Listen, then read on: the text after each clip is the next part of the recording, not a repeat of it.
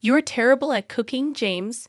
Go freeze outside with your failed meal," she yelled, slamming the window shut and locking it.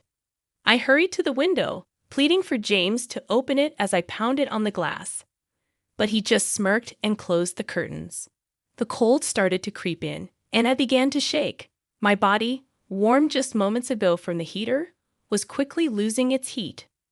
What will happen if it stays this cold? Even my baby inside me.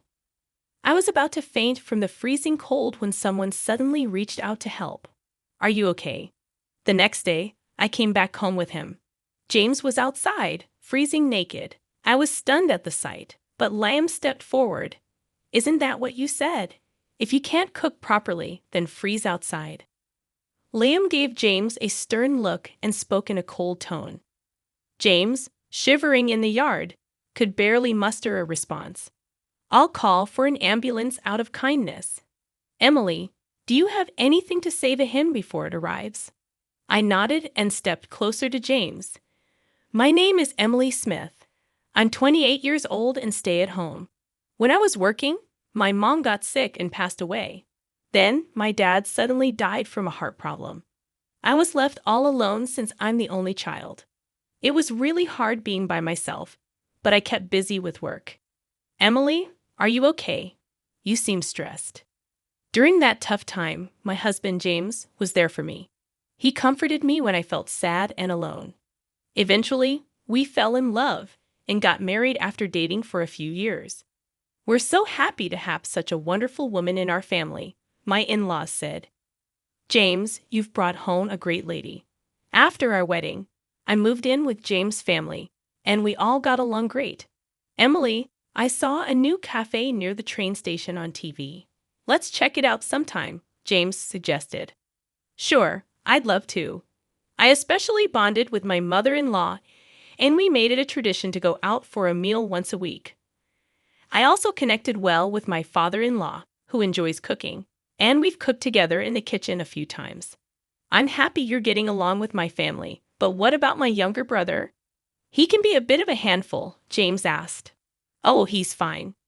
Liam, my brother-in-law, and I don't talk much because he works from home and stays in his room most of the time. But when I showed interest in his work, he explained it to me in detail. So, I've been getting along well with James' family. A few years later, I found out I was pregnant with James' child. Because of how bad my morning sickness was, I decided to quit my job. "I think that's a good call." "Don't overdo it," James agreed. Deciding to quit wasn't just my choice. I talked it over with James' family. Both James and Liam make enough money for us to live comfortably. I also have savings, and with my father-in-law working and my mother-in-law having a part-time job, quitting my job won't cause any issues. "Wow, pregnant women have it easy. No work, no complaints," someone remarked. Lately, James has been complaining about me not working. But during our discussions about me quitting my job, James was actually the one who suggested it first. He said, "You're just freeloading without a job, acting all high and mighty." "Who's acting high and mighty?" "I'm the one who always cleans up after you," I retorted. I've always been competitive, so I wanted to prove James wrong. "If you had a problem, you should have spoken up during our discussions. You were the one who brought it up, right, James? Instead of complaining, focus on your own responsibilities. My parents-in-law agree with me and support my decision." James feels left out. He and Liam don't get along, so Liam never supports James. James looks down on me because I work from home. He doesn't listen to me and doesn't think I'm helpful. Liam whispered this, which is why he doesn't join our conversations. James doesn't like this, and when we're alone, he complains even more. "Just because my family likes you doesn't mean you should act all high and mighty." I'm not acting that way. Everyone is just being reasonable. Even when it's just the two of us, I never used to lose arguments to James. But when the morning sickness started, I lost the energy to argue. Pregnancy isn't an illness. "If you're not working, James thinks you're just lazy." I agree. Pregnancy isn't an illness, but Emily is putting in a lot of effort to nurture another life. "That's hard work in itself," Liam acknowledged. Liam started helping out too. Whenever James complained to me, Liam would step in and tell his parents. While James got scolded by them, Liam took care of me. At this rate, it's hard to tell who the real father is, I joked, rubbing my belly. With my in-laws keeping an eye on things, I hoped James would eventually change. Until then, I kept trusting him. Oh, James isn't back yet? No, not yet. Suddenly, James started coming home late all the time. He claimed it was because of overtime, but I wasn't sure if that was true. Even on his days off, he'd say he was working late or got called in unexpectedly and wouldn't come home at all. I began to suspect James was cheating, and so did his parents. We tried to gather evidence together, but it was tough to catch him in the act. He always seemed to be at the office, and we couldn't find any evidence of him seeing another woman. Well, we can't really know what's going on inside the company, his parents said. I asked one of his coworkers, but she said everything seemed normal. Hey, Emily, take it easy, she told me. My morning sickness got so bad that I couldn't do any housework. But my father-in-law cooked, my mother-in-law helped with other chores, and Liam pitched in, so everything was okay. You should be ashamed of yourself. Lying around all day, not doing any housework, even though you're a homemaker? Why are you even here? James, who had seen his parents doing chores, woke me up one night just to say that. When I looked upset, Liam replied, "That's rich coming from someone who's not pulling his weight as a husband. Every time you challenge me, even though I'm the eldest. Well, you're not exactly the role model type of brother. You've always been a bit of a know-it-all," Liam retorted. The argument between the brothers escalated, almost turning physical, before their parents stepped in to stop them.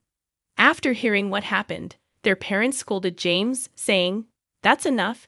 Do whatever you want." "Wait, James, where are you going without talking to me?" James left without a word. "I'm really sorry about that. We'd apologize," their parents said to me in place of James, and the situation calmed down. However, James's behavior has been worsening, and something needs to be done soon. I was at a loss for what to do. Is everything okay? One Saturday, my in-laws had planned a trip for a local event. Despite arranging it beforehand, they were worried about leaving me alone due to James's recent behavior. "I'm concerned about leaving you," my mother-in-law said. "I'll be fine. My morning sickness has eased up a lot," I assured them. They left with concern, and around the same time, Liam had overnight commitments. "I'm sorry for leaving at this time," Liam said. "It's okay, take care," I replied. Not long after they left, Liam also departed. James was unusually at home that day, still asleep. Despite not feeling my best, I decided to get up and do things around the house. I didn't want to risk James's criticism if I stayed idle. Thankfully, my father-in-law had prepared plenty of dishes and stored them in the fridge. I started cleaning and doing laundry, taking it easy on myself. "Hey, breakfast!" James finally woke up close to noon, still looking grumpy with messy hair. He demanded breakfast, and I rolled my eyes, grabbing some leftovers from the fridge. "What's that? Leftovers your dad made you? You can't even cook as a homemaker," James remarked. His comment annoyed me. Why does he say things like this? Doesn't he realize I'm pregnant with his child? There's no excuse for his behavior. Sorry, but right now, my main job is taking care of our baby. Household chores can wait. "How dare you talk to your husband like that?" James shouted at me, but then Liam barged in, breaking the tension. I could hear them arguing loudly outside. "You stay out of this." James snapped at Liam before storming off to his room, muttering angrily. As expected, James made a racket and then left the house. Liam let out a heavy sigh. "You okay?" Liam asked as he entered the room. "Yeah, what brings you here?" I replied. "I just came to pick up something I forgot," Liam explained, looking at me with concern. I chuckled, noticing how much he resembled his mother. "It's all right, go ahead. Don't worry about me," I assured him. "Okay then, I'll head out," Liam said, hesitating for a moment before leaving. I couldn't help but wonder, Where did the James I first met go? At this rate, it seemed like divorce was inevitable. But I still wanted to remain close to my in-laws. Feeling suddenly drained, I decided to lie down. And before I knew it, I fell into a deep sleep. Emily, time to wake up. James's voice interrupted my sleep. I mumbled as I sat up. I met James's eyes, expecting him to scold me. However, he gave me a wry smile. I'm sure I'll get an earful from James later, I thought. I wanted to let you sleep, but it's already evening, James said in a surprisingly gentle tone. I was shocked by his kindness. I've prepared dinner, so when you're ready, come join me, he added before leaving the room. I noticed a blanket over me and couldn't help but wonder if James had covered me. I went to the kitchen and found my father-in-law's dishes already warmed up, ready to eat. I'm sorry, Emily, James said sincerely. When I found out we were having a baby, I was thrilled, but then I got overwhelmed and took it out on you. This cake is my way of apologizing. James presented a cake to me. Honestly, this gesture couldn't erase all the past hurts, but his genuine apology warmed my heart. For now, I decided to forgive him and enjoy our meal together. Look, it's snowing, James exclaimed excitedly. Oh, you're right. Let's go see, I replied, following him to the window. The sight of the snow falling against the night sky was beautiful. Since I came from a place where it rarely snowed, this was a special moment for me. Without hesitation, I moved closer to the window. Let's open it, James suggested. But it'll be cold, I protested. Just put on a jacket. He insisted as he draped one over me and opened the window, letting in the chilly wind. As I braced myself against the cold, James hugged me. Suddenly, I found myself outside, and when I turned around, I saw James grinning mischievously. You're a homemaker who doesn't do the housework. That makes you a bad wife. Think about that tonight, he teased. Excuse me? What are you saying? You can't even cook, I retorted. With that, James shut and locked the window. I rushed to the window, pleading with James to open it as I pounded on the glass, but he just grinned and closed the curtains. The cold was starting to make me shiver. My body, warm from the heater just moments ago, was rapidly losing its warmth. What am I going to do if this continues? Even my baby inside me, just as I felt like I might pass out from the cold and shock, someone reached out to me and asked if I was okay. They helped me into their car. Why were you out here at this time of night? It was Liam, who had come home earlier than planned because he was worried about James. The car's heater warmed me up, and I felt relieved. We should go to the hospital, just to be safe, Liam suggested as he drove me there. Thanks to his quick action, both my baby and I were okay. While I was being examined, Liam arranged for a hotel where we could stay. He left to take care of something else. I'm so relieved. You're going to be a strong baby, right? Feeling reassured, I rubbed my belly. I was grateful that nothing serious had happened. Exhausted, I fell asleep as soon as I lay down on the bed. Oh, Emily, are you feeling better now? Liam asked as we left the hospital. Yes, I'm completely fine now. Thank you so much, I replied gratefully. No problem, shall we head home? Liam suggested. The next day, as we arrived home, I was shocked to see James freezing naked in the yard. Liam approached him with a cold gaze and tone. This is what you said, right? If you can't cook properly, then freeze outside. James, shivering, couldn't even respond properly. I'll call an ambulance out of kindness. Emily, do you want to say anything to him before it arrives? Liam asked me. Nodding, I stepped closer to James. It's because of you that our baby was almost in danger. I will never forgive you. Just wait, I told him firmly. James was taken to the hospital. Later, I asked Liam what happened last night after he dropped me off at the hotel. Liam returned home alone and found James sleeping in the living room, naked with another woman who seemed to be his mistress. James had brought her home, thinking we wouldn't be there, and with me locked out, he seemed confident.